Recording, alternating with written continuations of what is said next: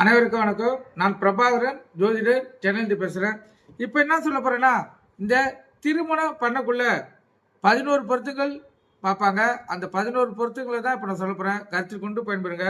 முதல் பொருத்தம் தின பொருத்தம், 2வது பொருத்தம் கண பொருத்தம், 3வது பொருத்தம் மகேந்திர பொருத்தம், 4வது பொருத்தம் இஷ்டதீகம், 5வது பொருத்தம் யோனி பொருத்தம், 6வது பொருத்தம் ராசி பொருத்தம், 7வது பொருத்தம் ராசி அதிபதி பொருத்தம், 8வது பொருத்தம் வசிய பொருத்தம், 9வது பொருத்தம் ரஜ்ஜி பொருத்தம், 10வது பொருத்தம் வேத பொருத்தம், 11வது பொருத்தம் நாடி பொருத்தம்.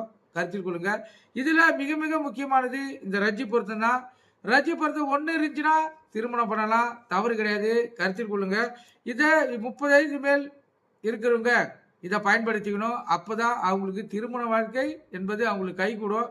இல்லை எங்களுக்கு 8 பொருத்தம் வேணும், 9 பொருத்தம் வேணும், 10 பொருத்தம் வேணும் வெயிட் பண்ணிங்கன்னா உங்களுக்கு திருமண வாழ்க்கை என்பது எட்டாத கனியாக மாறிடும். கருத்தில் கொள்ளுங்க. இந்த 8 பொருத்தம் 9 பொருத்தலாம் இந்த 22 வயசுலேருந்து அதிகபட்சம் 27 28 வயசு மட்டும் நீங்கள் எதிர்பார்க்கலாம். அதுக்கு மேலே வயது ஆயிடுச்சுன்னா உங்களுக்கு இந்த மாங்கல்ய பொருத்தம் கயிறு பொருத்தம், அதாவது ரஜ்ஜி பொருத்தம் ஒரு பொருத்தம் இருந்தால் போதும் நீங்கள் திருமணத்தை உங்கள் பிள்ளைகளுக்கு நீங்கள் நடத்தி வச்சிடணும். அப்போ தான் அவங்க வாழ்க்கை சிறப்பாக இருக்கும். நீங்களே பார்த்துருப்பீங்க எத்தனையோ பொருத்தங்கள். இப்போ 11க்கு 10 பொருத்தம் பிறந்திருக்கோம். அவங்க திருமணம் பண்ணி வச்சுருப்பாங்க. ஆனால் அவங்களுக்கு பிரிவினை ஏற்படுத்தி விவாகரத்தை ஏற்படுத்திடும். அதுக்கெல்லாம் அவங்க ஜாதக கட்டத்தில் இருக்கிற தோஷங்கள் தான் காரணம். இப்போ பிரம்மர்ஷி தோஷம், விஷக்கன்னியா தோஷம், அது போல தோஷங்கள் இருக்கும். அது அடிப்படையிலேயே அவங்க பிரிவாங்க. பொருத்துக்கள் என்பது ஒரு அளவு தான். ஆனால் வயது ஆகலைன்னா நீங்கள் பொருத்தி நீங்கள் நிதானமாக பார்த்து திருமணம் பண்ணலாம்.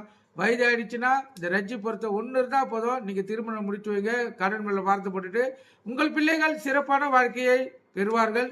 நீங்கள் இல்லை இத்தனை பொருத்தம் தான் பார்த்து தான் நான் திருமணம் பண்ணுவேன்னா கடைசியில் உங்கள் பிள்ளைகளுடைய திருமணத்தை உங்களால் பார்க்க முடியாத சூழ்நிலை ஏற்படுத்தலாம். இதுனா யாரும் அதாவது இந்த திருமண வாழ்க்கையில் பாதிப்படையக்கூடாது. அதுக்காக தான் இந்த நான் கருத்தை நான் தெரிவிச்சுக்கிறேன். நிறைய தாயத்திந்தர்கள் தன்னுடைய பிள்ளைகளுடைய திருமணத்தை அவங்களே தடுத்து நிறுத்திடுறாங்க. அது மிகவும் தவறு. கருத்தில் கொண்டு பயன்பெறுங்க. இப்போ பார்த்தீங்கன்னா ஒரு பெண்ணுக்கு ராகு தோஷம் இருக்குதுன்னா அவங்க அப்பா திருமணம் பார்க்க வரன்னு சொல்லக்குள்ள இவரே அந்த அதாவது வரன் பார்க்கறவர்கிட்ட தந்தையே தன் பொண்ணுக்கு ராகு தோஷம் இருக்குது, நீங்கள் ராகு தோஷனுடைய மாப்பிள்ளையை பாருங்கன்னுவார். இவர் எதை அடிப்படையில் அந்த ராகு தோஷம் இருக்குதுன்னு சொல்லி சொல்கிறாரோ அதுக்கு விதிவிலக்கம் இருக்கும். அதனால் கருத்தில் கொண்டு நீங்கள் பயன்பெறுங்க. நன்றி, வணக்கம்.